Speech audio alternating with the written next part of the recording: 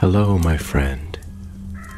The world of magic, filled with legends and ancient tales, is opening its gates once again.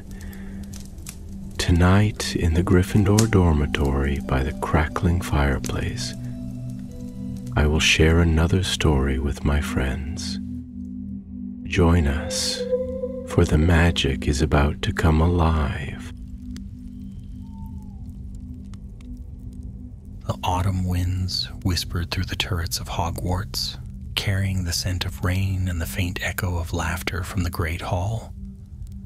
The castle stood proud beneath a bruised sky, its windows glimmering like watchful eyes. Inside, the golden banners of Gryffindor swayed gently as students gathered for supper, the warmth of candle light spilling across the long tables. Professor McGonagall sat at the head table, her expression thoughtful as she surveyed the hall. Though her lips were set in their usual firm line, her sharp eyes held a flicker of unease. Something had been wrong in the castle for weeks. Spells misfiring, quills writing words no one had spoken, and whispers from the portraits about strange flickers in the walls at night. It began quietly, as all great troubles do. A first year had tried to light a candle with a simple Lumos charm, but the flame had turned blue and frozen solid. Then, one evening, Filch had found the suits of armor walking backward in perfect unison, muttering in a language even Professor Binns could not recognize. Harry Potter, now older with flecks of silver in his black hair and a steady calm in his voice, had returned to Hogwarts as Professor of Defense against the Dark Arts.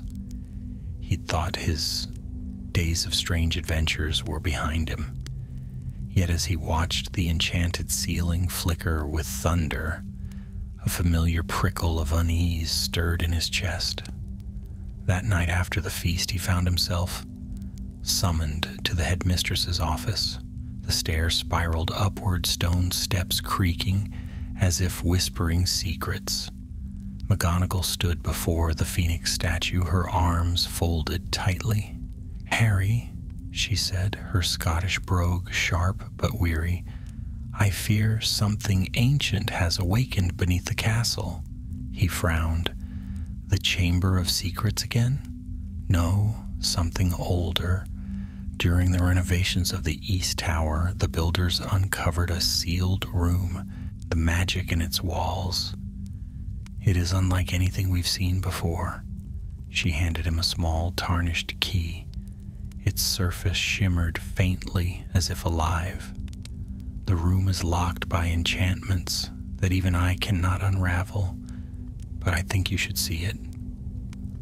The following morning, under the pale light of dawn, Harry descended the narrow spiral staircase that led beneath the East Tower. The air was cold and dry, the stones whispering with every step. Behind him followed 3 students: Albus Potter, his quiet and thoughtful son; Rose Weasley, clever and fiery like her mother; and Scorpius Malfoy, whose curiosity was often stronger than his sense of caution. "Dad," Albus whispered, his voice echoing softly. "Why us?" Harry smiled faintly. "Because sometimes, Albus, magic listens differently to those it hasn't yet learned to fear." The passage ended in a small chamber lined with ancient runes. In its center stood a mirror, not grand like the Mirror of Erised, but tall and slender, framed in black stone that pulsed faintly with silver veins. The surface shimmered like moonlight rippling on water. Rose stepped forward, her eyes wide. "It's beautiful, but it doesn't reflect us." Indeed, when they peered closer, they saw not their faces, but a shadowed version of the room behind them. The torches in the reflection flickered where none burned in reality. Scorpius tilted his head. "It's like the mirror's showing. Another Hogwarts." Harry felt his heartbeat quicken. He recognized the feeling. A hum of ancient power, neither dark nor light, but older than either. "Step back," he ordered softly. "No one touches it?" Yet even as he spoke, Albus reached out. His fingertips brushed the mirror's surface, and the air split open with a low, ringing sound. The torches flared blue, the runes blazed to life, and the ground trembled beneath their feet. "Albus!" Harry shouted, pulling his son back. But it was too late. The mirror's surface rippled outward like a stormy sea, and before any of them could react, the world twisted around them. Colors bled together, the floor vanished. For an instant, all was light, blinding, cold, and endless. Then, silence. They landed hard upon flagstones, but these stones were colder, older, etched with strange markings. The air smelled different, stale, metallic. As they looked around, they saw the walls of a castle that looked exactly like Hogwarts, yet subtly wrong. The banners were dull, the torches burned silver white, and portraits hung empty, their frames hollow. Rose's breath caught. "Where are we?" Harry stood slowly, eyes narrowing. "Somewhere that looks like Hogwarts," he said, "but not ours." Behind them, the mirror still shimmered, but its reflection now showed their world fading, growing dimmer by the second. A sound echoed from the corridor. Footsteps, deliberate and slow. From the shadows emerged figures clad in dark robes marked with silver sigils. Their faces were hidden behind masks of smooth obsidian. "Wizards," one of them said in a cold, clear voice.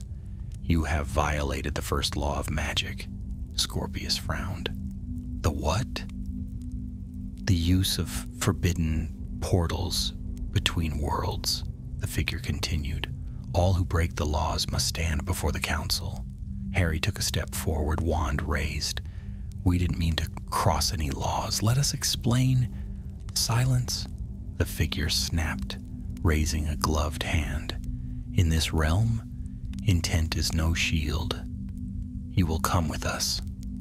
And before Harry could speak another word, silver chains of light coiled around them, and the world dimmed again as they were led into the heart of a castle, both familiar and utterly strange, a Hogwarts where even magic obeyed the law of fear. The chains of silver light shimmered as they wound around Harry and the three students, neither burning nor binding in pain, yet impossible to break. The robed figures guided them through a corridor that echoed with silence. Every step resounded against the stone, and the torches on the walls burned without warmth. It was Hogwarts, but hollowed, emptied of life. The familiar portraits that once whispered gossip and watched with keen eyes were now nothing but blank canvases, their colors drained away. The suits of armor stood at rigid attention, their visors closed, and not one so much as twitched. Even the staircases were still, fixed in place as though afraid to move. Albus glanced nervously at his father. "It feels wrong," he murmured, "like someone took all the heart out of it." Harry's eyes swept the hall, alert and wary. "Stay close. We don't know what we're dealing with." The robed leader turned sharply at a great door marked with 7 silver runes. With a gesture, the door groaned open to reveal a vast chamber that might once have been the Great Hall. Yet the ceiling was covered in shifting clouds of gray, the candles suspended in unnatural stillness. At the head of the hall stood a dais upon which sat 5 figures, ancient, stern, and robed in white, trimmed with steel. Their faces were lined and pale, their eyes glowing faintly like moonstones. "The Council of the Laws," whispered one of the masked guards. Rose felt a shiver run through her. "They look like ghosts." "They are not ghosts," came a woman's voice from the dais. Her tone was calm but unyielding. "We are the keepers of order in this realm. And you strangers from beyond, have trespassed through forbidden magic. Harry stepped forward, the silver bindings dissolving at a flick of the woman's hand. We came here by accident.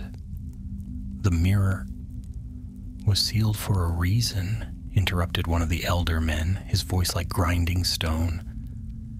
It is the work of a heretic. The Mirror of Ethon was created by those who defied the laws of magic.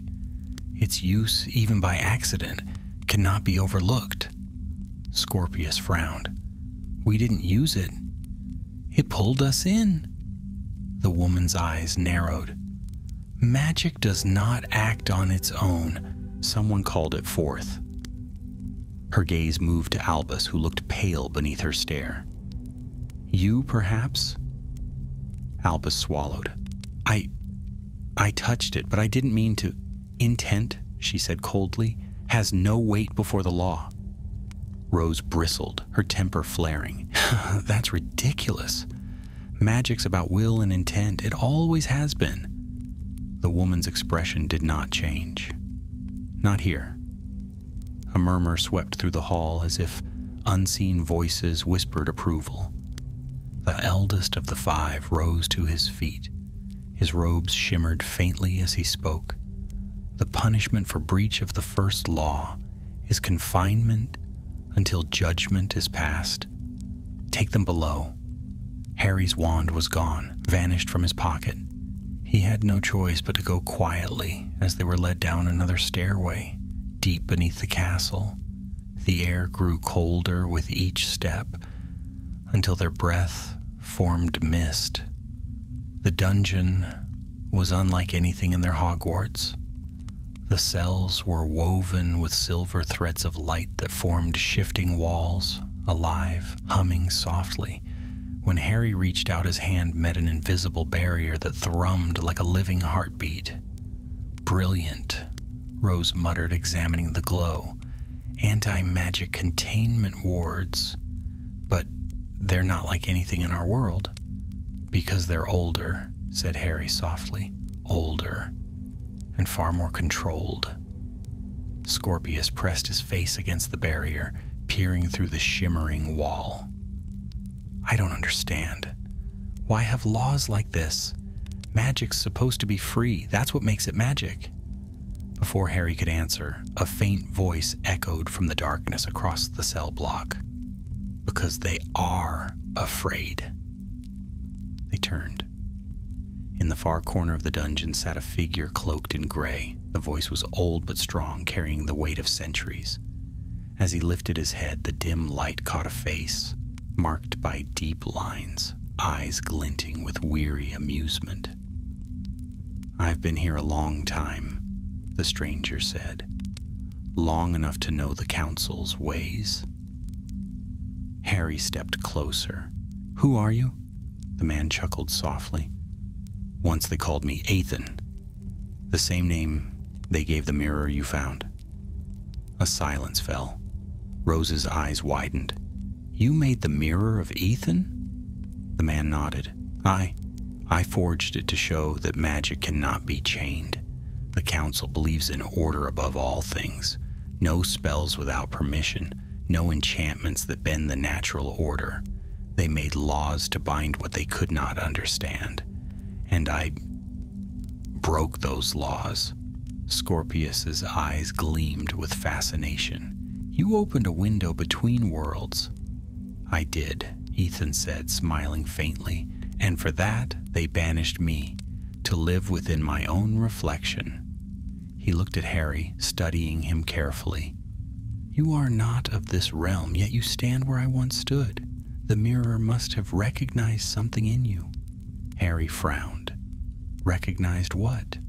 The refusal to bow to fear. A sudden tremor ran through the dungeon, the walls humming violently. The silver wards flickered. Ethan's eyes widened. They're coming. The council's sentinels. They do not like me speaking with guests. Before Harry could ask more, the barrier rippled and vanished. The door swung open by unseen force. Go, Ethan urged. "There is a passage at the end of the corridor. It leads upward beyond the law's reach for now." "But what about you?" Albus asked. Ethan smiled sadly. "My time ended long ago. Yours has just begun. Go, and remember, the mirror's power is not in what it shows, but what it chooses to reveal." The tremor grew stronger. Sparks of silver light rained from the ceiling as the wards began to collapse. Harry grabbed Albus's arm. "Move!" They ran down the corridor, Rose and Scorpius close behind. The walls pulsed with waves of magic, the air thick with energy. Behind them, voices shouted commands, cold, emotionless voices that seemed to echo inside their skulls. They burst through an archway into a narrow passage, twisting upward like a spiral shell. At its end lay a heavy iron door, marked with a single rune, one that pulsed faintly gold. Rose drew her wand, hesitated, then glanced at Harry. "Do you think it'll work here?" "Only one way to find out," he said. She pointed her wand and whispered, "Alohomora!" The lock clicked open with a sound like breaking glass. The door swung outward and blinding daylight poured through. They stumbled into a courtyard, the same shape as Hogwarts' courtyard, but silent and colorless. Statues stood where students once gathered, their faces veiled, their hands raised as if pleading. Albus turned slowly, eyes wide. "Dad? Are we sure we escaped the prison?" Harry looked toward the looming castle above them. In this strange light, its towers seemed sharper, almost watchful. "No," he said quietly. "But if we want to find our way home, we'll have to learn the laws they're so desperate to protect, and then find a way to break them." And far below in the collapsing dungeon, the man called Ethan smiled faintly as the silver walls faded into darkness. For the first time in centuries, the mirror of Ethan had found new hands. The pale light of that strange sun shimmered across the courtyard, painting the castle in shades of steel and ash, though it was unmistakably Hogwarts. The same towers, the same arches. It felt lifeless, as if drained of all warmth and memory. No laughter, no voices, no movement, only the soft hum of the air itself, thick with unseen enchantments. Harry stood still for a long moment, studying their surroundings. "We must assume the council will come for us," he said. "We need to find somewhere safe, somewhere they can't track magic." Rose frowned. "Track magic?" Scorpius nodded grimly. "If this world is run by those who control magic with laws, they'll have spells to sense it, like bloodhounds, but worse." "Then we use as little magic as possible," Harry decided. "Only if we must." Albus glanced up at the towering spires. "Where do we go?" Harry's eyes moved to the far edge of the courtyard, where a narrow bridge arched over a deep chasm. "The library," he said. "If there's one thing that doesn't change between worlds, it's that knowledge has a way of surviving." They moved cautiously through the halls, their footsteps echoing in the emptiness. Every corner of this mirrored Hogwarts felt wrong. The paintings were blank, the suits of armor etched with strange runes of obedience, and the staircases rigid, unmoving. It was a place stripped of curiosity, of chaos, of life. Rose whispered, "How can anyone live like this?" "They don't," Scorpius murmured. "They just obey." At last they reached the doors of the library. Enormous and bound in iron, they opened without a sound. Inside, rows upon rows of books stood perfectly aligned, untouched by dust or time. A faint glow surrounded each shelf, a protective charm, though unlike any the students had seen before. Harry brushed his fingers across the spine and felt a faint vibration, The magic here was cold and precise, as though every spell were crafted to ensure control rather than wonder. "Look at this," Rose said, pulling out a thick, silver-bound tome. The title glimmered faintly, "The Codex of Lawful Magic." She flipped through the pages, reading aloud. "All spells must conform to the 7 laws, the law of creation, the law of will, the law of intent, the law of containment, the law of reflection, the law of knowledge, and the law of balance." "Sounds noble," Scorpius said, "until you read the fine print." Rose's eyes darkened. "Magic used outside authorized boundaries shall be neutralized, and the wielder removed from existence." Harry frowned. "That's not law, that's tyranny." Albus walked slowly between the shelves, his hand brushing the air. "Dad, do you feel that?" Harry turned. "What?" "There's something watching us." The words had barely left his mouth when a soft shimmer rippled through the room. From between the shelves emerged faint, translucent shapes, figures of shimmering light, neither ghost nor human. They wore the same robes as the council, but their faces were blank, hollow masks. "Enforcers," Harry breathed. "Move!" The figures glided forward, their hands raised. The air thickened, and tendrils of silver mist shot toward them like grasping fingers. Rose threw her wand up instinctively. "Protego!" A dome of light burst around them, deflecting the mist, but the impact sent her staggering. "They're draining the spell," she gasped. Harry seized her arm. "They feed on magic. Stop casting." Without spells to protect them, the 4 ran. Books exploded into light as the enforcers passed, their movements eerily silent. The group reached a spiral staircase at the far end of the library and clambered upward, panting, until they burst into a small observatory at the tower's peak. From there, they could see the whole of the mirrored Hogwarts. The lake, frozen in silver, the forbidden forest, turned to ashen trees whose leaves shimmered faintly like glass. Beyond it all, the horizon curved under a low gray sky that pulsed faintly as though alive. Rose leaned against the wall, catching her breath. "They're not human. What are they?" Harry looked grim. "Guardians of the law, perhaps.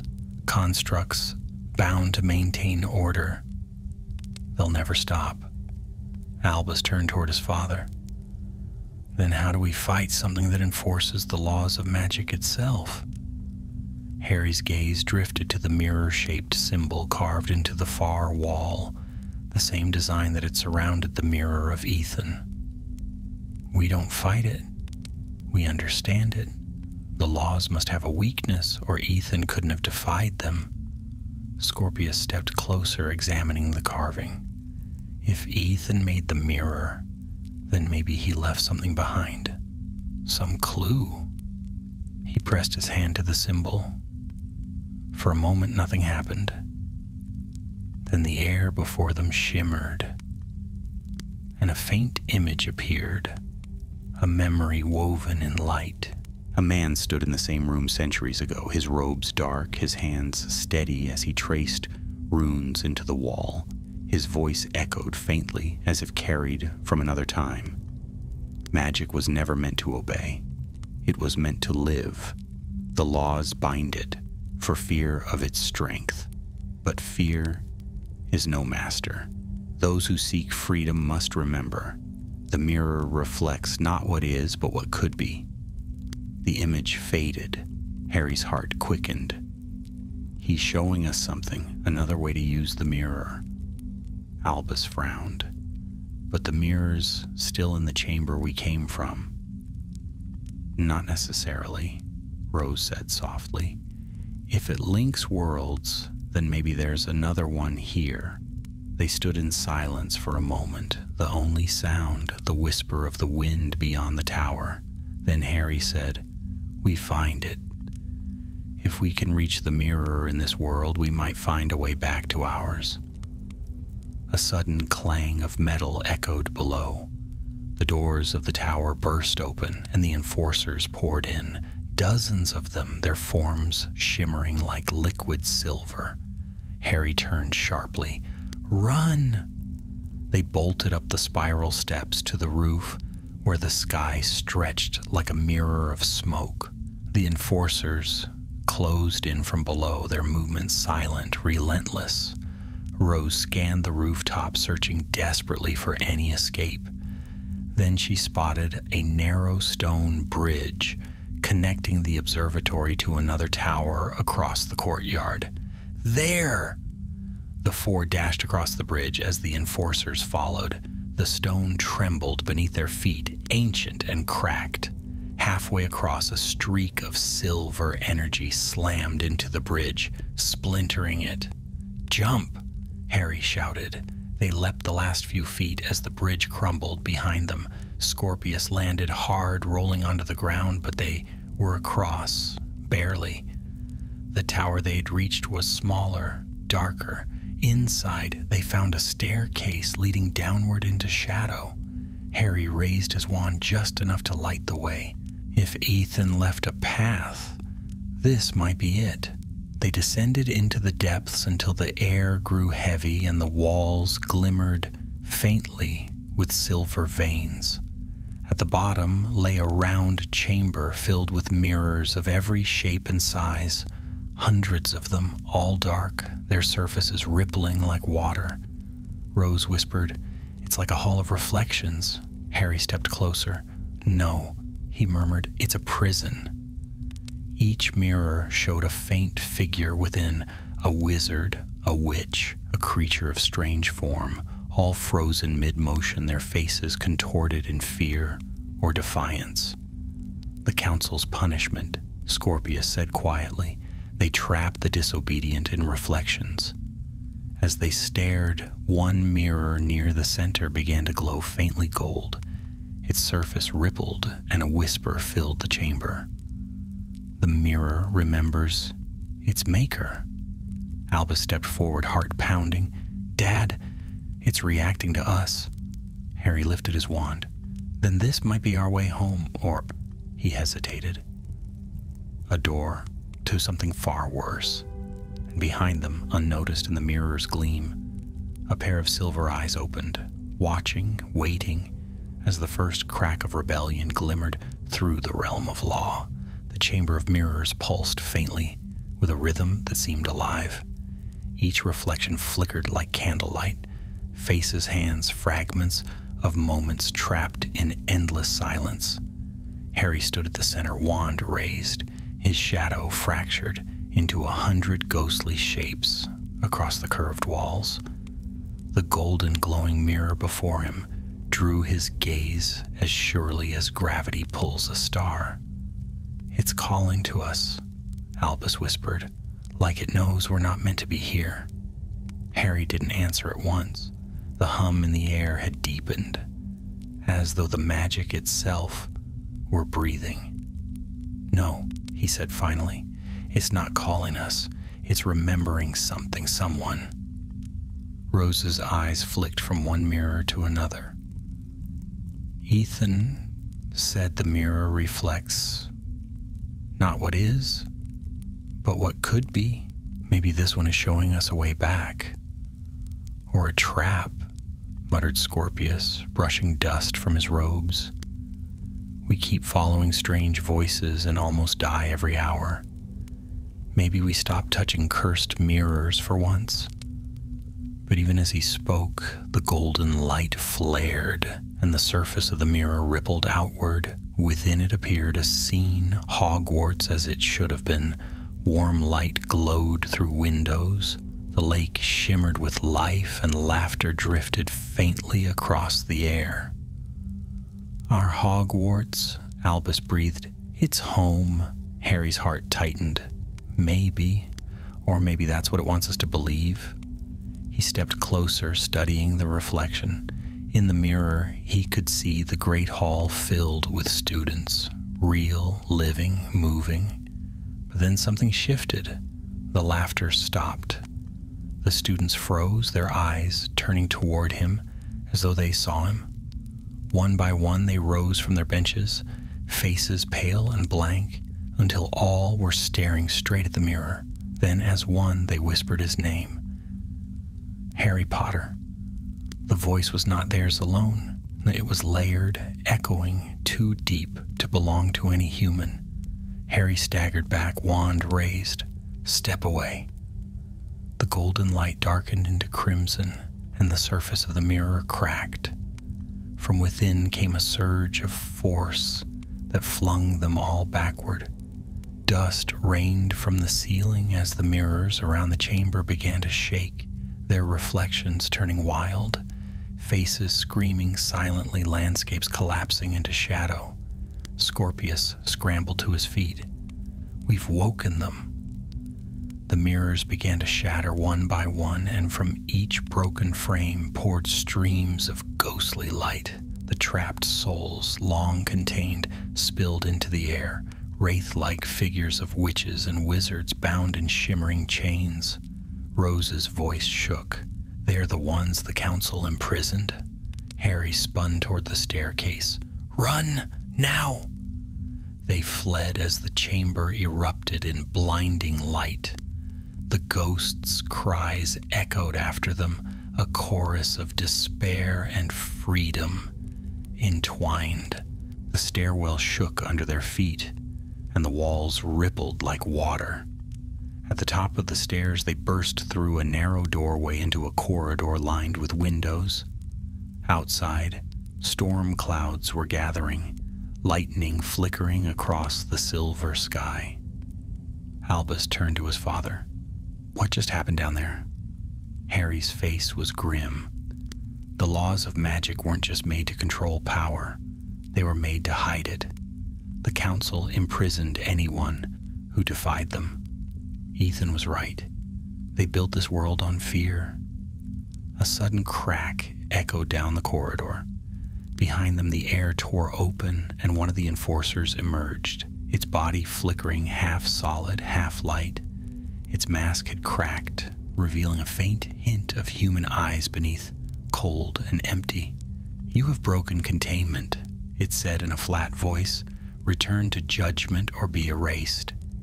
Scorpius raised his wand. I vote for not being erased.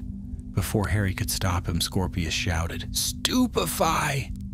The spell burst forward, crimson and bright, but the enforcer caught it mid-air. The magic shattered into sparks which it absorbed into its hand. Its voice deepened. Unauthorized spell detected, penalty increased. Scatter, Harry shouted.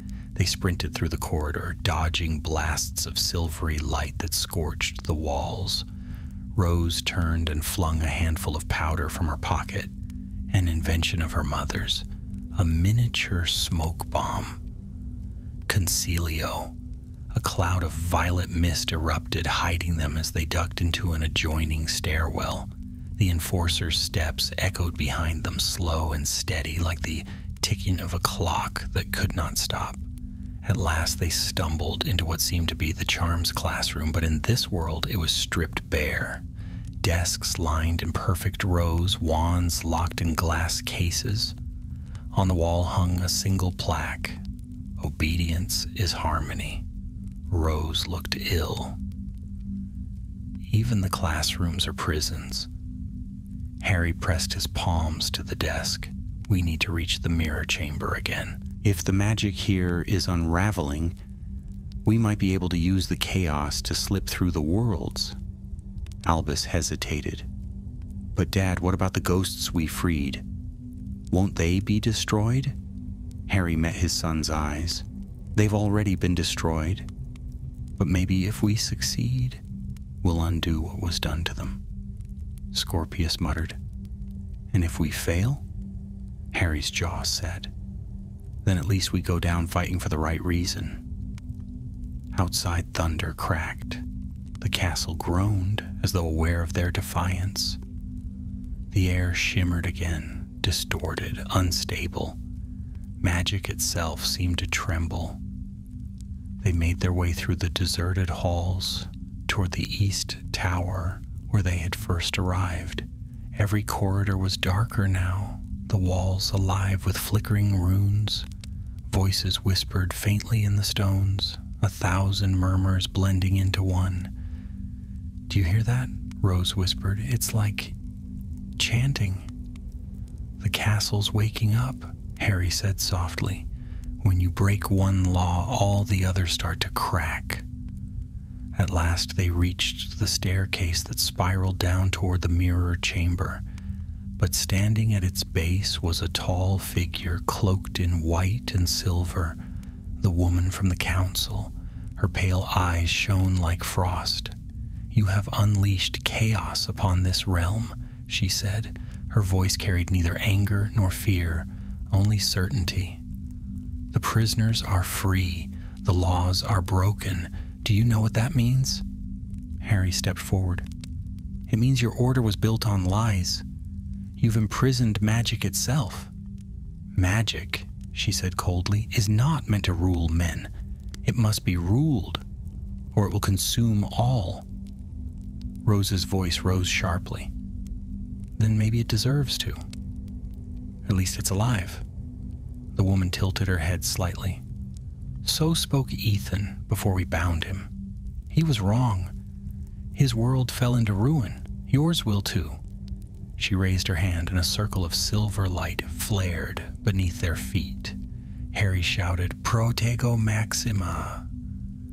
The spell clashed against hers, sparks scattering like stars. The two forces collided, his raw, unbound will against her precision and control. For a heartbeat, the world stood still. Then the light burst outward, throwing everyone backward. When the brilliance faded, the woman was gone. The corridor was scorched, and the stairs cracked, but the way to the chamber lay open. Harry struggled to his feet. "Go," he said hoarsely, "before she returns." They descended quickly, their footsteps echoing through the trembling stone. The chamber below was changed. The mirrors that remained were all cracked, leaking light like bleeding stars. At the center stood the mirror of Ethan, its frame glowing red as though forged in fire. "It's alive," Albus whispered. Harry raised his wand. "No," he said softly. "It's awake." The mirror's surface rippled, and from within came a voice familiar and distant. Ethan's voice. "You have seen what happens when fear governs power. Now choose, restore the laws and remain safe, or break them and set magic free once more." Harry looked at his son, at Rose and Scorpius, the next generation, standing where his once had stood. Then he said quietly, "We've had enough of fear." He reached out and touched the mirror. It flared gold, brighter than the sun, and the world around them shattered into light. Light engulfed them, fierce and consuming, until there was nothing but the sound of rushing wind. Then, silence. When it faded, Harry found himself lying on cool stone, his heart pounding. The scent of rain filled the air. He blinked against the haze, half afraid to open his eyes and find that they still stood within that mirrored nightmare. But this was Hogwarts, his Hogwarts.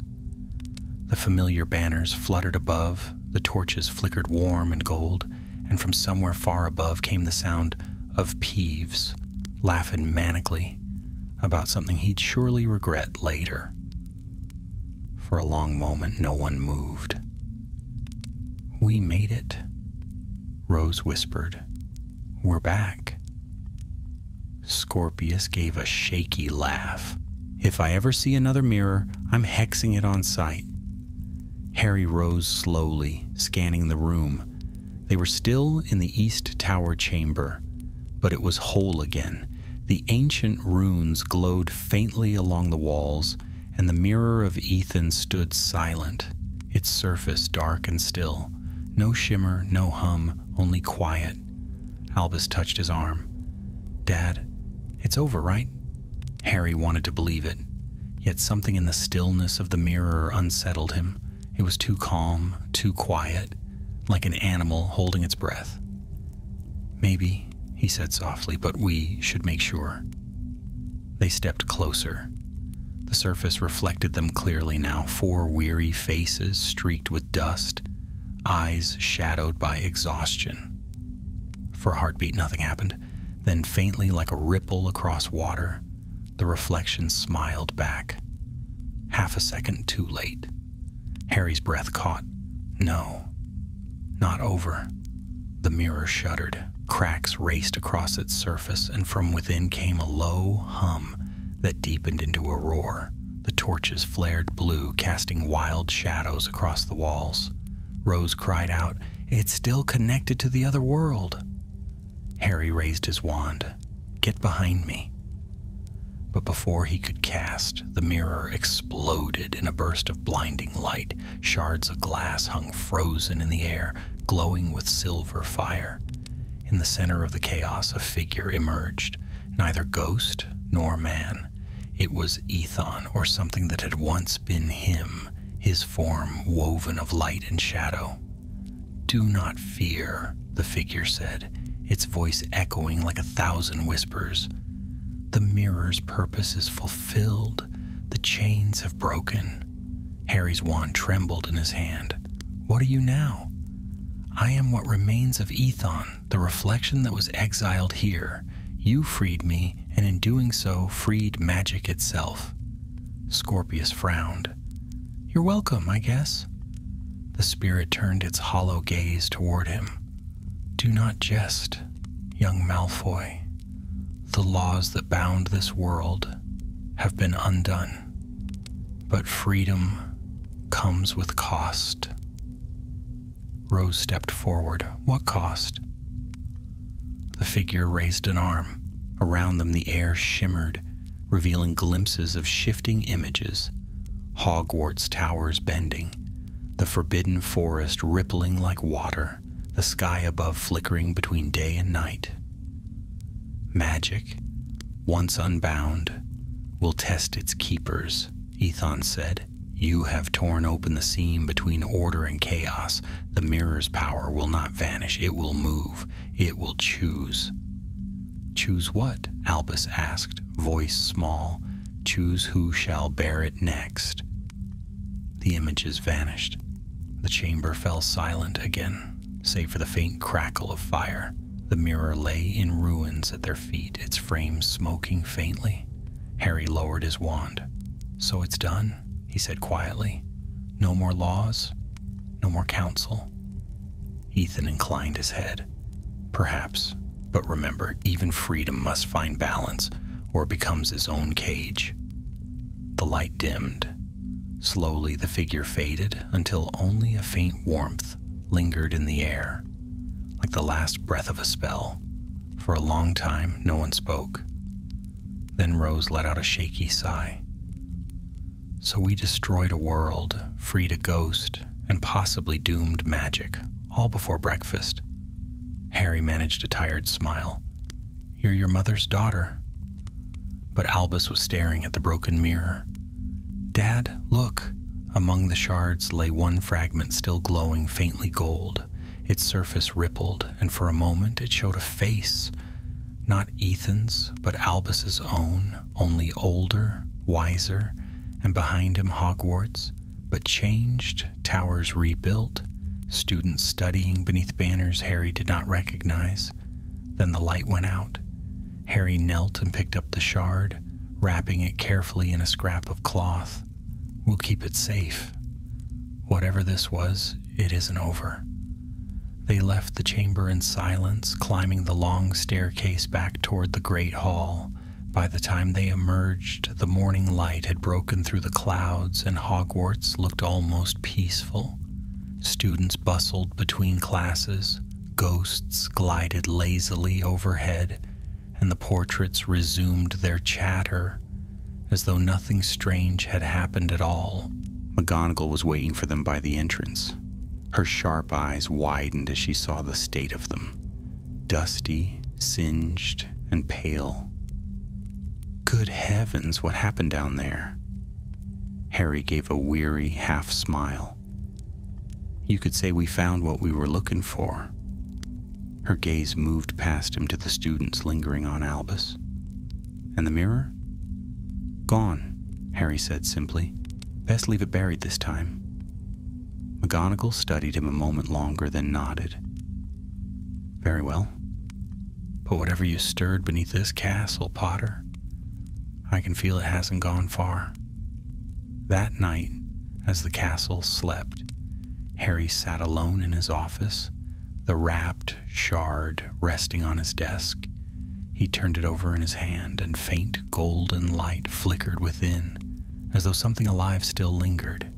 He whispered, "You said it would choose." The shard pulsed once, softly, almost like a heartbeat. Harry frowned. "Not my son," he muttered under his breath. "Not again." But in the dormitory below, Albus Potter dreamt of a world made of light and glass, where every spell left a reflection, and in the deepest mirror of all, a pair of silver eyes watched him, waiting. He woke before dawn, breathless, the echo of Ethan's voice still whispering in his mind. Magic must be free, but freedom is never without price. Outside, a faint wind stirred through the halls of Hogwarts. The torches flickered once, as if the castle itself remembered the tremor that had passed through its heart. And deep below, far beneath stone and time, a single rune carved into the floor of the ruined chamber began to glow again. Soft, steady, patient, the laws of magic were broken. But the mirror had not been destroyed. It had merely learned. Dawn rose gray and restless over the turrets of Hogwarts. A mist had crept in from the lake, soft and low, curling around the base of the castle like a living thing. From his window, Harry Potter watched it drift across the lawns. Uneasy, the morning should have felt calm after the chaos of the night before. But it didn't. There was a charge in the air, a hum, faint but unmistakable, like the castle was holding its breath. He turned back to his desk, where the shard from the Mirror of Ethan lay wrapped in its cloth. The faint golden glow beneath the fabric pulsed once, as though aware of his attention. He could feel the magic radiating from it, steady, contained, but vast, like the echo of a thunderstorm caught in a bottle. He should destroy it. Every sensible instinct told him so, but he couldn't. There was something about the shard that felt incomplete, as if it were waiting for something, or someone. A knock sounded at the door. "Come in," he called. Albus stepped inside, his face pale from lack of sleep. His eyes had the same thoughtful weight Harry recognized from his own reflection years ago, the look of someone who carried more questions than answers. "Couldn't sleep," Albus said quietly. "I keep dreaming about the mirror." Harry sighed, rubbing his temples. "You're not the only one. It's calling to me," his son continued, eyes fixed on the desk. "I can feel it even now. It's like it knows I'm here." Harry hesitated, then unwrapped the cloth. The shard shimmered in the morning light, golden veins pulsing faintly. Albus reached out a hand before Harry stopped him. "Don't touch it," he warned. "We don't know what it can still do." "But it's not evil," Albus said, his voice certain. "I saw it in my dream. The mirror showed me a world, not like the one we escaped, but better, balanced, people using magic freely without fear or control." Harry frowned. "Dreams from cursed mirrors are rarely gifts, Albus." His son met his gaze. "Or maybe they're warnings?" Before Harry could reply, the castle shuddered, just once, but enough to rattle the window panes. A faint vibration ran through the floor, as though the foundations themselves had spoken. What was that? Albus whispered. Harry was already on his feet. "Stay here, and whatever happens, don't touch that shard." But Albus was watching the shard closely. The moment Harry left, the light within it grew stronger, casting a faint glow across the room. It pulsed again, once, twice, like a heartbeat, calling to another, and in the great hall below, every candle flickered blue. By the time Harry reached the entrance hall, Professors McGonagall and Longbottom were already there, wands drawn, eyes darting toward the trembling chandeliers. Students were filing in, whispering anxiously. "Not again," Neville muttered. "Please tell me it's not another cursed artifact." McGonagall gave Harry a pointed look. "This has your name written all over it, Potter." Harry didn't deny it. The tremors were faint now, but the feeling of building power was unmistakable. "It's not another artifact," he said. "It's the same one, or what's left of it." McGonagall's expression hardened. "You kept it? I thought it was dormant," Harry said quickly, "but something's stirring it again." As he spoke, a cold wind swept through the hall, extinguishing half the candles. Gasps filled the air. Then, faintly, from the direction of the staircases, came a low hum. Harry turned. The East Tower. They moved fast. When they reached the corridor, they found Albus standing before an open door, the shard glowing fiercely in his hands. His eyes were fixed on it, wide and entranced. "Albus!" Harry's shout echoed like thunder. Albus turned slowly, but his voice was distant, dreamy. "It's showing me everything, Dad. It's not just a mirror. It's alive. It remembers every spell ever cast, every choice, every mistake. It can fix them." "Put it down." Albus shook his head. "It's not dangerous. It wants to help." The golden light spread, crawling across the floor in branching lines, like roots of fire burrowing into the stone. Runes flared along the walls, ancient and familiar. Harry recognized them instantly. Ethon's sigils, the same that had surrounded the original mirror. "Albus, you don't understand," he shouted, raising his wand.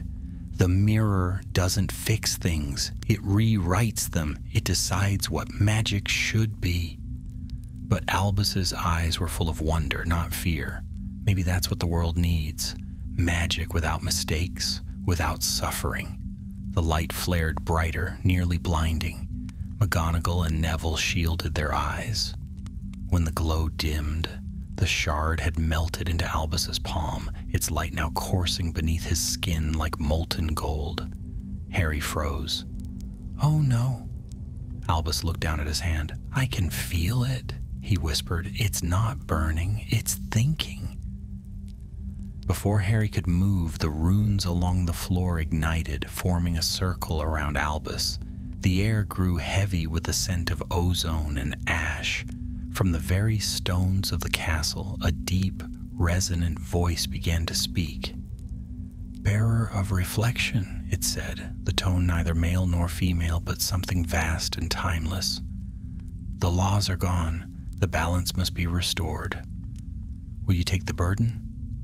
Albus trembled. "I don't." "Say nothing," Harry cried, lunging forward. But an invisible force held him back. The magic wrapped around his son like a cocoon, pulsing with every breath. "The bearer will bind the freedom of magic to his will."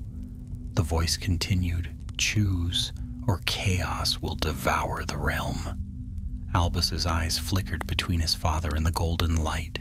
Fear and wonder warred within him. "If I don't, it'll destroy everything, won't it?" Harry fought against the invisible barrier, his voice hoarse. "There's always another way. Don't let it use you." For a moment the boy hesitated. Then he whispered, "I choose balance." The chamber exploded in light. Harry shielded his face, shouting his son's name. The air roared, wind howling through the hallways. Books flew from shelves, windows shattered, and for an instant the entire castle blazed with golden light. Then it was over. Silence fell. Dust drifted through the air. Albus stood at the center of the circle, unharmed, but changed. The golden veins still glowed faintly beneath his skin, and his eyes shone like twin mirrors, reflecting light that wasn't there. "Albus?" Harry whispered. The boy turned to him slowly. His voice was calm, distant. "It's all right, Dad. I can feel it now. The mirror's power isn't gone. It's within me, but it's not controlling me. It's listening." McGonagall approached cautiously. "Potter," she murmured.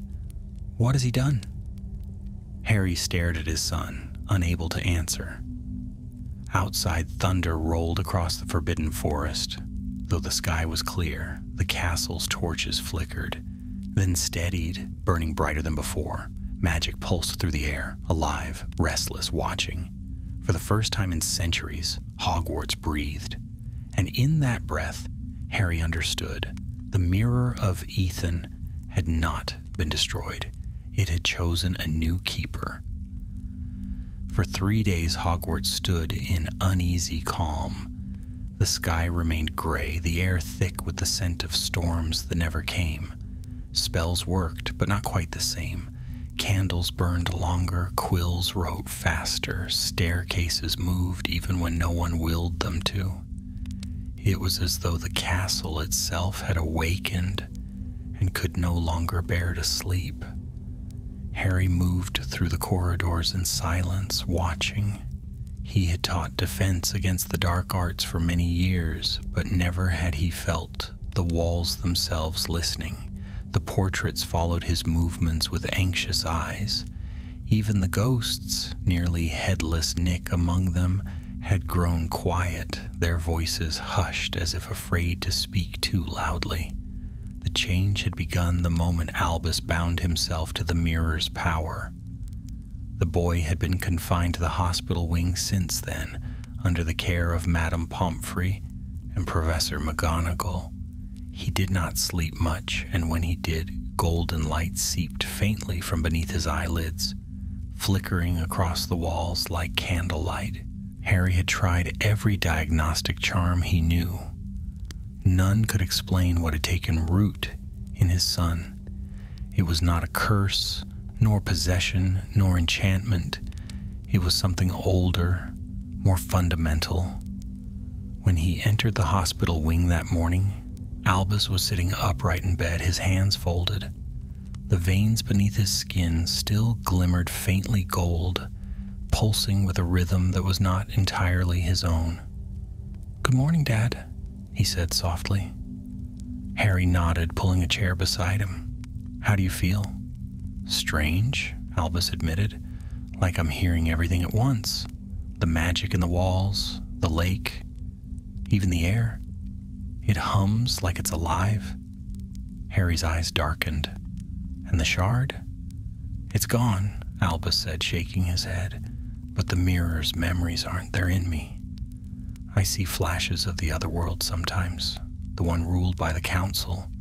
It's fading now, breaking apart.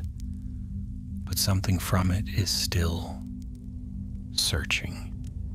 Harry leaned forward. "Searching for what?" Albus hesitated. "For me? Or for what I've become?" Before Harry could reply, the door creaked open. Rose and Scorpius entered, carrying stacks of books from the library. "We found something," Rose announced, setting the books down with a thump. Old texts on magical balance, soul binding, and mirror enchantments. Most of it's theory, but she hesitated, glancing at Albus. One of them mentions Ethan by name. Harry's attention sharpened. "Show me." Rose opened the book to a brittle page covered in delicate handwriting. "Ethan of the Mirrors," she read aloud, "believed that magic, left unbound, sought harmony on its own. The laws were made to cage it, but the Mirror of Ethan was meant to release it, to let magic choose its bearer. The one who touches it becomes the balance. Scorpius frowned. So Albus is the balance? Rose nodded slowly.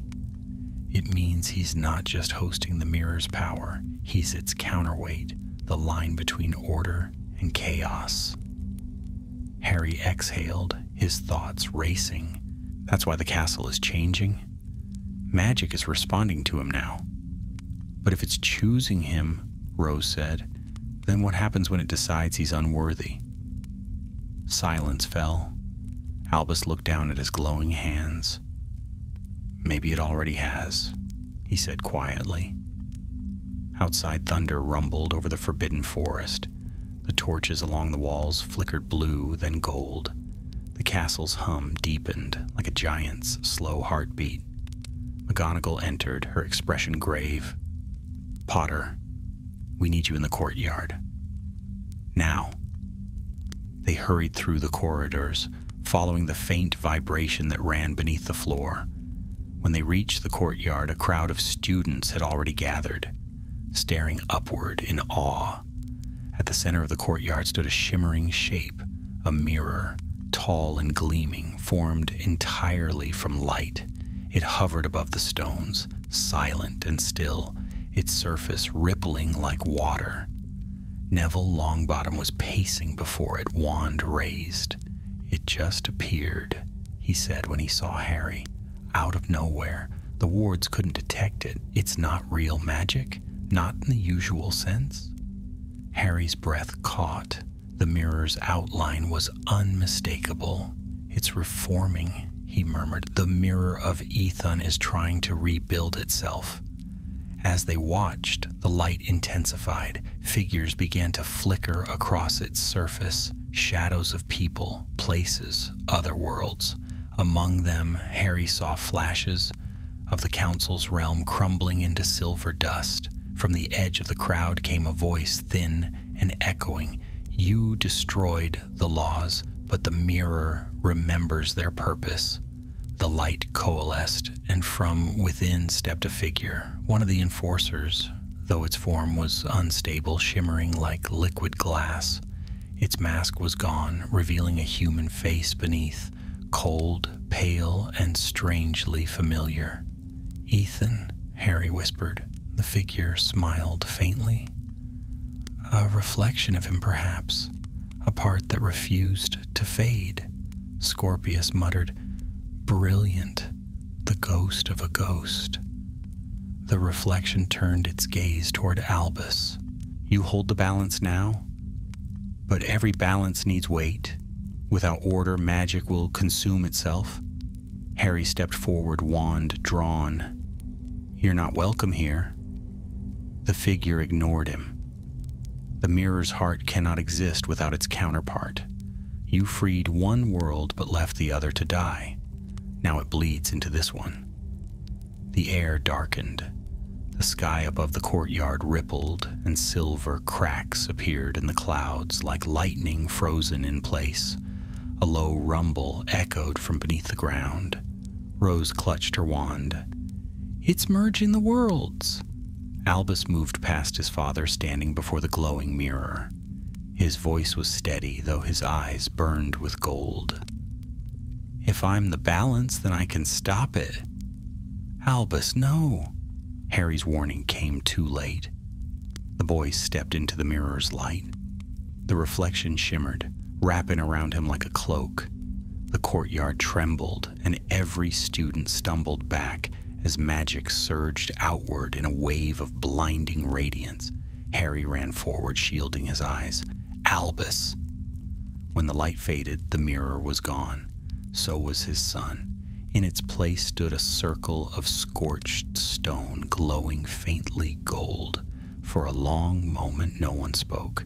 Then McGonagall whispered, Where is he? Harry stared at the empty space, his wand still raised, his voice hollow. He's gone into the mirror's heart. Rose knelt by the glowing stones. If the mirror's merging two worlds, he might be trapped between them. He could still be alive. Harry's jaw tightened. Then we find him. We brought this magic here. We'll finish what we started."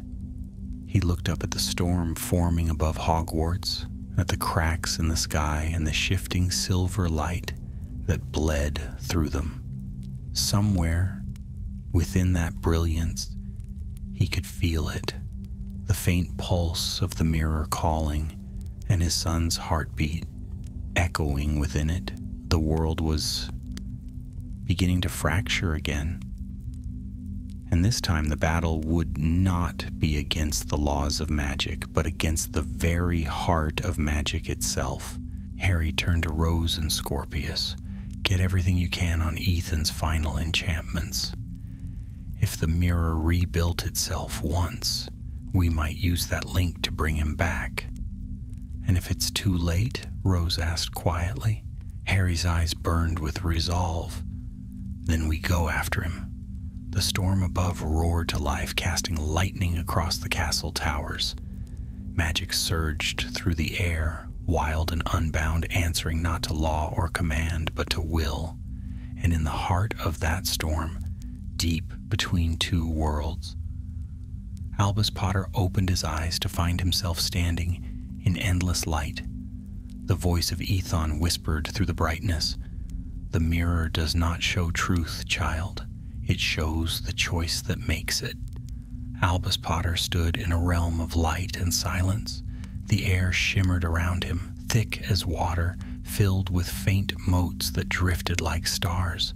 There was no sky, no ground, only endless white stretching in every direction, alive with quiet energy.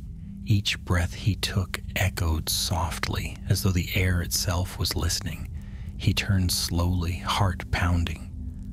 "Hello?" His voice broke apart in the distance, swallowed by the vastness. "Is anyone here?" A faint ripple spread through the brightness. Then, from nowhere and everywhere at once, came a voice, gentle, ageless, and familiar. "You sought balance, Albus Potter. Now you stand where all balances meet." Albus spun around. The light before him gathered, taking shape. A tall figure cloaked in shifting silver, its features unreadable. When it spoke, the air itself seemed to move with its words. "Are you Ethan?" Albus asked. The figure inclined its head. A reflection of what he once was, the mind of the mirror, bound between worlds. Albus frowned. "Where am I?" "In the mirror's heart," said the reflection. "A space between creation and destruction. Here all choices echo. You became the bearer of balance, the vessel through which magic remembers freedom." Albus stared at his hands. They still glowed faintly gold, veins pulsing in slow rhythm. "Then why does it feel like everything is breaking apart?" The reflection's gaze deepened. "Because freedom and order cannot exist without conflict. When the laws fell, magic awoke. But awakened magic must decide whether to heal or to consume." He took a step forward. "And I have to decide for it?" "You are its decision," said the voice. "But know this, balance is not stillness. It is the act of choosing again and again, even when the choice costs you." Albus swallowed. "Then show me what I'm choosing between." The light around him shifted. Scenes formed in the air, two worlds, side by side. One was his Hogwarts, warm, imperfect, full of laughter and mistakes. The other was the Council's realm, cold, flawless, silent. The reflection raised its hand. "One world lives by will, the other by law. Both are dying. Which will you let survive?" Albus's chest tightened. There must be another way. The reflection's tone softened.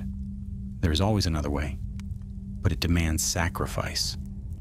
The white void trembled, and in its shimmer Albus saw faces, his father, Rose, Scorpius, his friends, all looking up into a fractured sky. Hogwarts was breaking apart again, silver cracks spreading across its towers. He reached for the vision. "I have to get back." "You cannot return as you are. the reflection said. Your body remains in the mortal realm, but your spirit is bound here until the choice is made.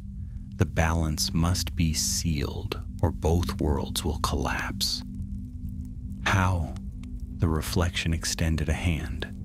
Through reflection itself. Find your shadow, the part of you that fears power. Confront it. Only one of you may return.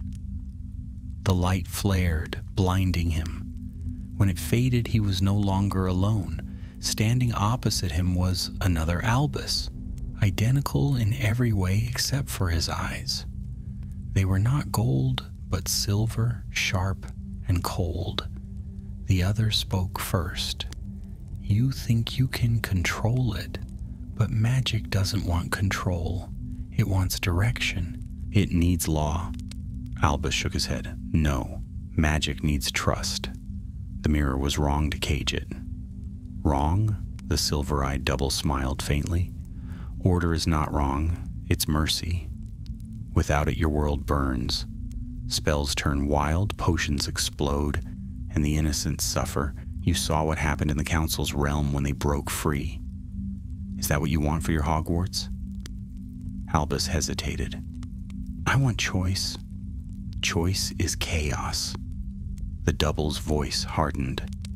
And chaos destroys. You know this deep down. You crave structure, approval, you always did. Albus's hands clenched. You're not me. I am the part of you that remembers the cost of freedom. The silver figure raised its hand, and a surge of silver light shot forward. Albus barely dodged, rolling aside as the blast scorched the glowing ground. Pain seared his shoulder. He drew his wand instinctively, but there was none. The golden veins beneath his skin flared instead, and light spilled from his palm, forming a shield. The next blast struck it and shattered into sparks. Fight me, said the reflection. Choose your truth. Albus threw out his arm. A wave of gold erupted, meeting the silver in a blinding clash. The light roared, echoing like thunder. Each strike shook the void, sending ripples through the endless white. The two Albus Potters circled one another, one burning gold, the other shining silver, like twin stars in collision. You can't cage what was born free, Albus shouted, hurling a burst of golden flame. You can't free what destroys itself. The silver double countered, driving him backward with a strike of cold light. The ground cracked beneath their feet, revealing glimpses of both worlds below. Hogwarts in turmoil, the Council's realm collapsing into dust. Albus fell to his knees, panting. There has to be balance. That's what I'm supposed to be. The silver self advanced, eyes gleaming. Then prove it. Their palms met, gold and silver, light against light. The impact sent a shockwave through the void, splitting it open. The two were flung apart, tumbling through fragments of memory.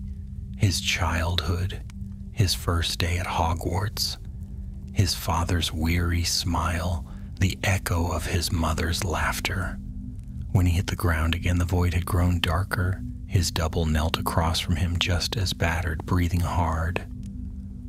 You can't destroy me, it said quietly. We're the same. Albus stood slowly. Then I'll stop fighting. The silver double frowned. You'd surrender? No. Albus extended a hand. I'll accept you. The reflection hesitated. That's not balance. It's the only kind that lasts, Albus said. For a long moment, the silver double studied him. Then slowly, it smiled, a small, sad smile, and reached out. Their hands met. Light surged between them, neither gold nor silver, but something purer, white as dawn, alive with warmth. The two forms blurred, merging into one. When the brilliance faded, Albus stood alone. His eyes glowed with both gold and silver light. The void was calm now, pulsing softly like a heartbeat. The voice of Ethon returned, softer than before. You have done what I could not. You have accepted both freedom and restraint. You are the new balance, the living mirror. Go now and make the world remember what harmony means. Albus nodded, though his throat tightened. Will I ever be just myself again? In time, said the voice, but for now, you are both what was and what will be. The light around him folded inward, drawing him toward a single point, a doorway of gold and silver flame. He stepped through. At Hogwarts, lightning split the sky. The storm that had raged above the towers turned to brilliant light, flooding the courtyard. Students shielded their eyes as the burned circle where the mirror had stood began to glow once more. Harry ran forward, heart hammering. The glow expanded, and from it stepped Albus, whole, unharmed, his skin no longer burning with gold, but shimmering faintly as though light itself flowed beneath it. Albus, Harry breathed. You're back. His son nodded slowly. It's done. The mirror's power is sealed inside me, but it's quiet now, balanced. McGonagall approached cautiously. And the other world? Gone, Albus said softly, but its echoes remain, every spell, every law, every choice. It's all part of the same magic now. Harry placed a hand on his shoulder. Then maybe we can finally rest. But Albus's gaze turned upward to the sky still streaked with faint silver. No, he said. This is only the beginning. The world's changing, Dad. Magic's awake now. It remembers everything. Harry followed his gaze, the faintest smile ghosting his lips. Then we'll face it together. Above them, the clouds parted. Sunlight spilled over Hogwarts, golden and clean. The storm was over, for now, and deep within the earth, where the last fragment of the mirror lay buried in darkness, a soft pulse of light answered, patient and eternal. The mirror, though shattered, had not forgotten. It never would. For a time peace returned to Hogwarts. The days passed without tremors or storms, and though the castle still hummed faintly with awakened magic, it had grown calm, like a river settling after a flood. Lessons resumed. Laughter returned to the corridors. The portraits spoke again, though now and then their painted eyes flicked toward the shadows, as if listening to something unseen. Yet Harry could not rest. He knew too well that peace built upon strange magic was a fragile thing. The mirror of Ethon might have been destroyed, but its essence, its will, lived on inside his son. And no magic, however pure its intent, came without consequence. Albus seemed unchanged at first. He attended classes, spent time with Rose and Scorpius, and walked the same familiar halls. But sometimes, when he thought no one was watching, the air around him would shimmer. Candles flared when he passed. The suits of armor straightened, and the castle doors opened before he touched them. Harry watched all of it in silence. He had seen what power could do to good hearts. He remembered Dumbledore's words from long ago, how even the wisest could be tempted by the lure of control. It began one evening near the end of term. Harry was in his office grading essays when a sudden rush of warmth brushed against his skin like sunlight where there was no sun. He looked up, and the quills on his desk were floating, writing on their own, tracing words he had not spoken. At first, he thought it was Peeves's mischief. But then he saw the words forming on the parchment. Help me. Harry's hand froze. Albus. He was on his feet in an instant, racing through the corridors toward the dormitories. When he burst into the common room, he found Rose and Scorpius standing by the fire, faces pale. He's gone, Rose said. He said he needed air, but then everything started glowing. Scorpius pointed toward the window. The lake. Outside, the surface of the black lake gleamed like molten glass. Light rippled beneath the water, casting golden reflections on the trees. They ran. By the time they reached the shore, Albus was already standing at the water's edge. The air around him shimmered, thick with energy. His reflection in the lake was not one, but two, one gold, one silver, shifting, merging, dividing again. "Albus!" Harry called, wading through the shallows. "Step away!" His son turned, his eyes bright with mingled fear and wonder. "I can't stop it, Dad, the magic. It's waking up everywhere. It's calling to me." Harry approached slowly. "You don't have to answer it. You control it, not the other way around." Albus shook his head. "That's just it. It's not mine to control. It's part of everything now, the trees, the castle, even the air. I can feel it changing the world." As he spoke, the water around his feet began to lift, spiraling upward into glowing threads that twisted through the air like ribbons of light. The ground trembled. Rose stepped forward, her wand drawn but trembling. "Albus, please, you're scaring everyone." "I don't mean to," he said, "but it's growing stronger every day. It wants me to do something, to finish what Ethan started." Harry's heart clenched. "And what's that?" Albus's gaze drifted upward to the stars reflected on the lake's surface. "To unite both worlds, not just ours, not just theirs, but every place where magic lives. To make one world, free and whole." Scorpius swore under his breath. "You mean tear down the veil between realities?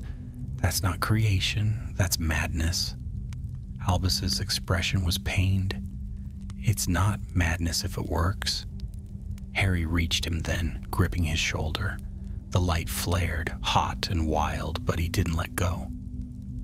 "Listen to me. You're my son. You're not a god. You don't have to carry this alone." For a moment, Albus faltered. The light dimmed, the lake stilled. But then a faint whisper filled the air, the same ageless voice that had once spoken to him in the mirror. "The balance must be fulfilled." Albus stiffened. "It's the mirror. It's still alive." Harry's grip tightened. "Then we end it together." The light erupted again, but this time Harry didn't fight it. He let it take him. The world blurred, the lake vanished, and he found himself standing once more in that endless void, half light, half shadow. Albus stood across from him, glowing like the sun. Behind him shimmered a vast mirror, its surface alive with shifting images, countless worlds, countless Hogwarts, each flickering like stars. "Dad," Albus said, his voice echoing, "it's showing me everything, every possibility, every world where we existed, where we didn't. I can set them right." Harry stepped closer. "You can't fix everything, son. No one can." "I can," Albus said fiercely. "It's my purpose." "No," Harry said softly. "It's your burden." The mirror pulsed between them. Harry saw himself reflected in its light, older, wearier, yet unbroken. He thought of his own youth, the wars, the choices that had cost him friends and peace alike. He had spent his life learning that even the best intentions could twist into ruin. "Albus," he said, his voice steady, "you told me once magic should be free, but freedom doesn't mean rewriting everything. It means accepting what is, and still choosing to fight for what's good." Albus's golden light flickered. "But if I don't act, the worlds will collapse. The seams are already tearing." "Then let them mend on their own," said Harry. "Magic isn't something we own. It's something we serve." For a heartbeat, silence hung between them. Then the voice of the mirror spoke again, deep and trembling. 2 hearts in one reflection. One must yield. Albus looked stricken. No! The ground split beneath their feet. The mirror cracked, golden and silver shards spiraling upward like fireflies. The air grew heavy with power. Harry reached out. Take my strength. You don't have to bear it alone. I can't, Albus whispered. It'll destroy you. Maybe, Harry said, smiling faintly, but that's a father's job. He closed the distance between them, placing his hands on his son's shoulders. The light roared, blinding and absolute. For an instant, Harry saw everything, his past, his son's future, all the fragile, imperfect moments that made their world worth saving. Then the brightness swallowed them both. When the light faded, the mirror was gone. The void was silent. Only one figure remained, Albus, kneeling amid the drifting golden dust. He looked down at his hands. The veins no longer glowed. The golden fire had vanished, leaving only the faint warmth of a heartbeat that was his alone. He whispered, "Dad?" No answer came, only a whisper of wind, soft, kind, eternal. The scene dissolved into darkness. At Hogwarts, dawn broke over the towers. The sky was clear, the air fresh. The lake rippled quietly under the morning sun. Near its edge stood Albus Potter, older somehow, his eyes no longer bright with unearthly power, but shadowed by knowledge. Rose and Scorpius approached from behind. "You did it," Scorpius said softly. "The storm's gone." Albus nodded. "The mirror's gone too. It's finally at rest." "And your father?" Rose asked gently. Albus didn't answer right away. He looked toward the rising sun, its reflection blazing across the lake. He's part of it now. The magic, the world. He gave himself to hold it together. The 3 stood in silence, the morning wind stirring their robes. High above them, the castle's windows gleamed gold in the light of a new day. Magic pulsed faintly through the stone, steady, balanced, free. And somewhere deep within the heart of Hogwarts, beneath centuries of secrets and spells, a whisper lingered like a blessing carried by the wind. The laws are broken. The world is free. Guard it well. The seasons turned slowly after the night of the mirrors breaking. Autumn gave way to winter, and the first snow drifted softly over the grounds of Hogwarts. It lay in pale folds across the roofs and towers, muffling the sound of footsteps and giving the castle a solemn beauty. The storms had gone, the sky was clear, and for a while the students believed that the strange age of shifting magic was over. But beneath that calm, something ancient stirred. The air itself felt different now, alive, listening, like a creature that had awoken after a long sleep.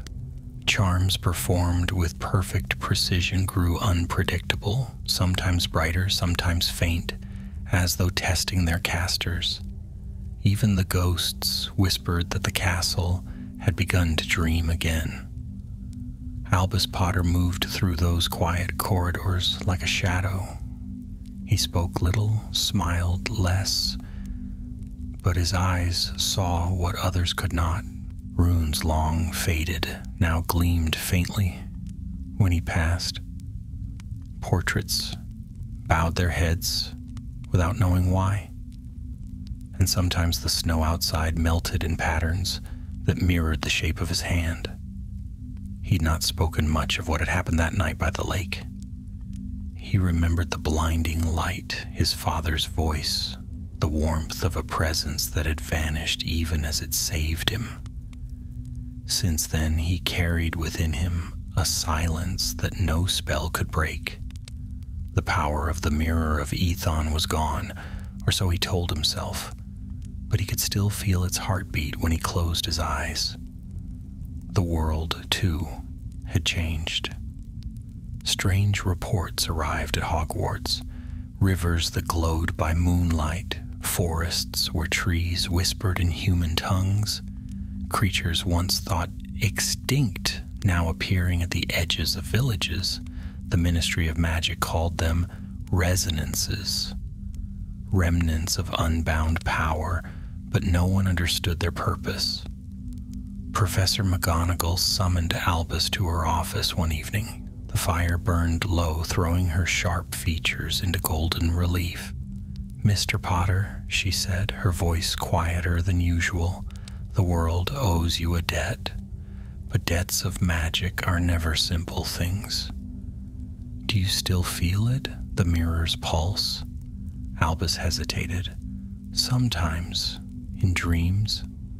Her eyes softened with something that looked like sorrow. "Your father's sacrifice changed more than you know. He bridged the divide for a moment, but magic never forgets what it touches.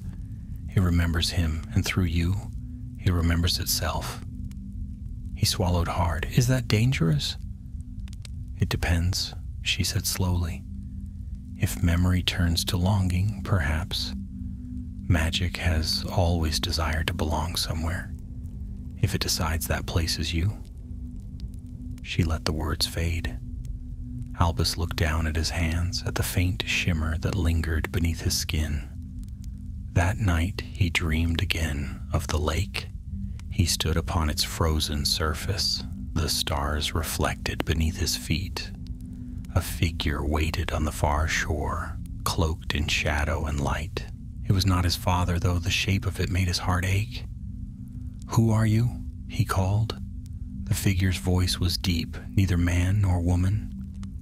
"I am what remains, the balance your father gave his life to seal." Albus's breath formed mist. "The mirror?" "Yes," the voice murmured. "Once I was glass. Now I am thought, memory, and purpose. You hold me within you, yet I am not whole. A part of me still sleeps beneath the castle." "The shard," Albus whispered, "the one we left behind. Without it, I am incomplete," the voice said. "And incomplete magic seeks to mend itself. You must find the fragment before the world does. If the balance breaks again, there will be no mirror to contain it."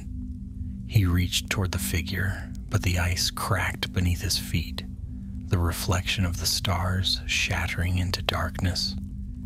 He woke gasping in the cold dawn, the echo of the voice still ringing in his ears. By sunrise, he had made his decision.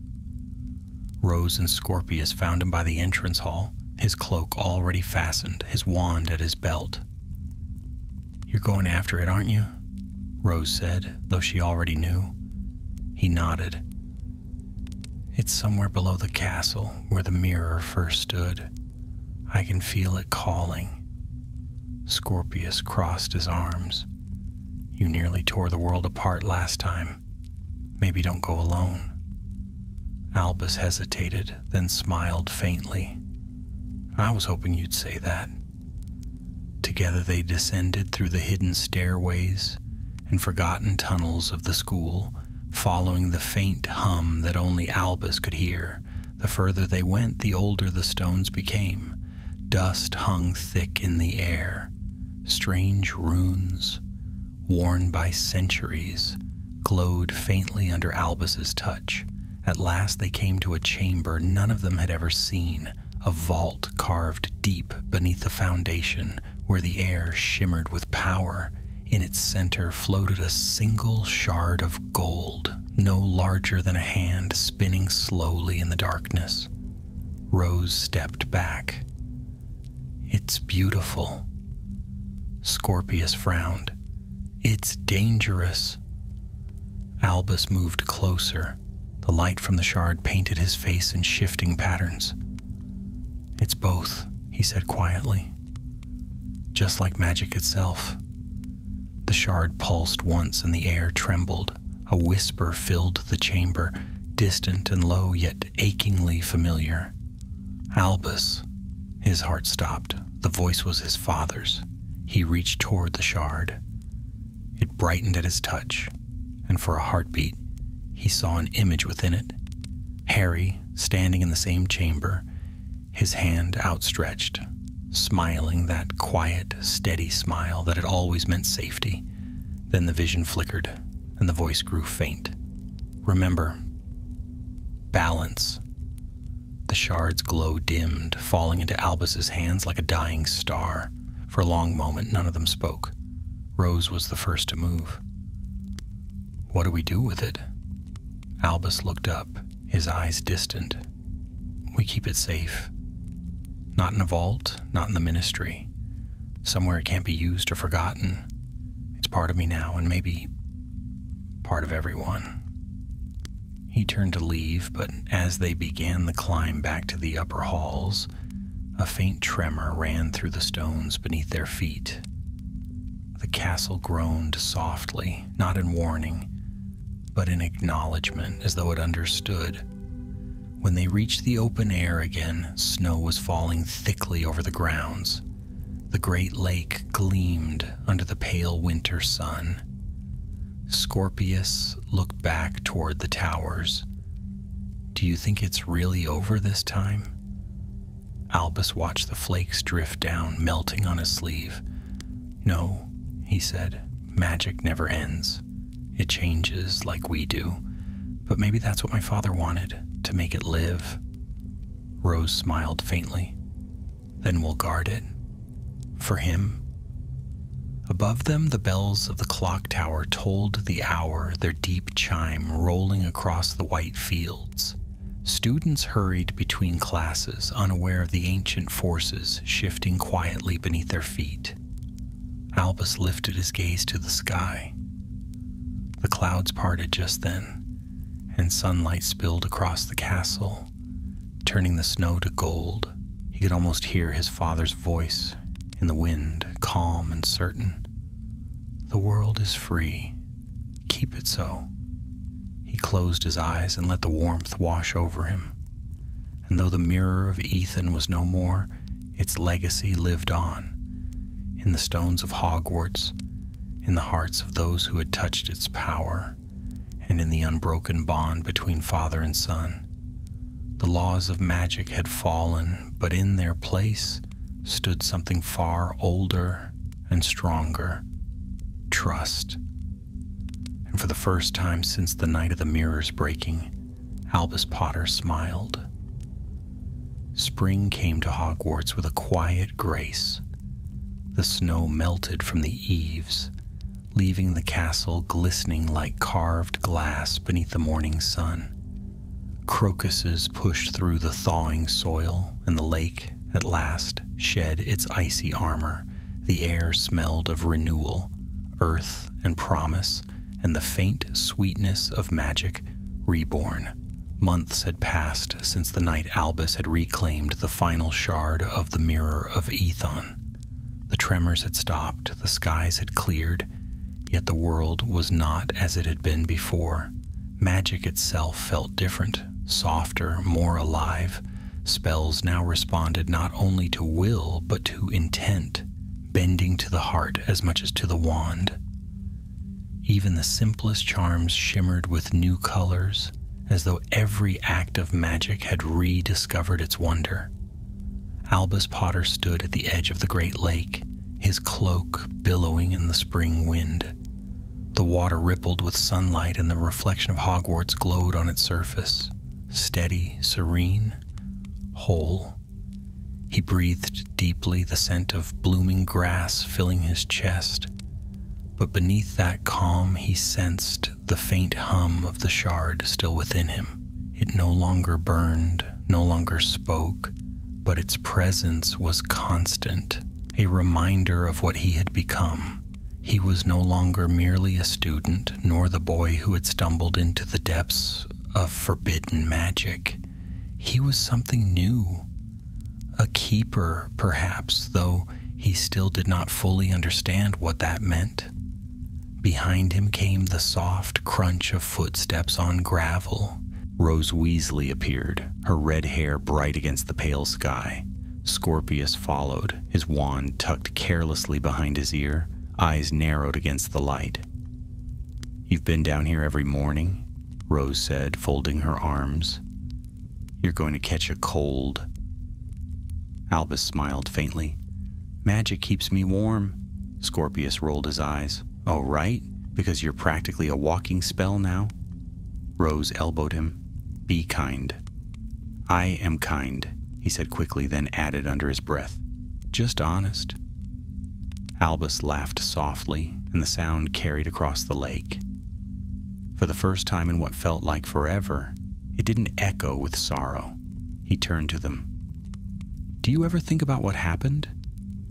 The mirror, the other world, my father?" Rose nodded. "Every day. But thinking about it doesn't feel like remembering something terrible anymore. It feels like part of a story we were meant to live." Scorpius kicked at a pebble. "I still think about your dad. He always looked at the world like it was worth saving, no matter how broken it got." Albus's gaze softened. "He gave everything to make sure we'd have a choice, to live with magic instead of beneath it." Rose smiled sadly. "Then maybe that's what we have to protect. The choice." They stood together in silence, the wind tugging gently at their robes. Above them, the clouds drifted in lazy spirals, casting brief shadows that glided over the water. At length, Albus drew his wand. He pointed it toward the lake, murmuring softly, "Lumos." The tip glowed gold, not the usual white, but a warmer, living hue. The light flowed outward, spreading in ripples until the entire surface of the lake shimmered. Beneath it, faint shapes stirred, echoes of spells, fragments of forgotten enchantments. It was as though the lake remembered every charm ever cast near its shores. Rose gasped, "Albus, what is that?" He lowered his wand, the glow dimming. Memory. The mirror's gift didn't die with it. Magic remembers now every act of kindness, every act of courage. It learns. Scorpius let out a low whistle. "So you're saying if someone cast a charm here, the lake would know?" "Maybe not the lake," Albus said, smiling faintly. "Maybe the world itself." As the light faded, the three of them turned back toward the castle. It loomed grand and golden in the afternoon sun, its spires piercing the sky like the peaks of some ancient mountain. Yet there was warmth in it now, a pulse, steady and alive, as though the school itself had taken a breath after 1,000 years. When they entered the great hall, the long tables gleamed beneath banners of crimson, emerald, blue, and gold. Students chattered, laughing over their meals, unaware of the quiet miracle that held their world together. Only a few portraits on the walls watched them with knowing smiles, and from the head table, McGonagall's sharp eyes softened when they met Albus's. After the feast, she approached him. "I believe it's time you took a walk with me, Mr. Potter." They climbed the spiral staircases together, higher and higher, until they reached the astronomy tower. The night had fallen, clear and full of stars. McGonagall rested her hands on the stone railing. "Your father once stood here," she said quietly. "After the war, after all was mended, he told me the peace never lasts, but that it's always worth fighting for." Albus bowed his head. He was right. She turned to him then, her expression softer than he had ever seen it. "The world is changing, Albus. Magic is no longer bound by law, and that frightens many. But you," she placed a hand on his shoulder, "you remind me that change does not always mean chaos. Sometimes it means hope." He met her gaze, and in that moment he understood. The balance his father had given his life to protect was not something written in stone. It lived in choices, in courage, in compassion, in the will to do what was right, even when it was hard. Below them, the castle lights flickered like fireflies, and somewhere far off, the forbidden forest sighed in its sleep. Albus lifted his wand once more. Lumos Maxima. The light bloomed, brilliant and golden, rising high above the towers until it burst like dawn across the sky. Its reflection shimmered on the lake, on the forest, on every window of the castle. The students below looked up in wonder as the glow bathed the world in warmth. For a heartbeat, Harry's voice whispered through the wind again, steady and proud. "The world is free. Keep it so." And Albus smiled, his heart light at last. "I will." The light slowly faded, leaving the stars burning bright and eternal overhead. The castle stood silent beneath them, ancient and wise, keeper of endless secrets and new beginnings. Magic no longer obeyed the laws, but neither was it wild. It was alive, bound by choice and by love, the legacy of those who had dared to defy fear. In the quiet of that night, as the last echo of the spell drifted across the hills, Hogwarts seemed to whisper to the wind, "The laws have fallen. The balance remains." And so ended the tale of the Mirror of Ethon, born of fear, broken by courage, and remade through sacrifice. But the story of magic, of those who wielded it, and those who dared to dream of more, would go on forever. For as long as there was light and shadow, as long as there were hearts brave enough to choose between them, the world would never forget.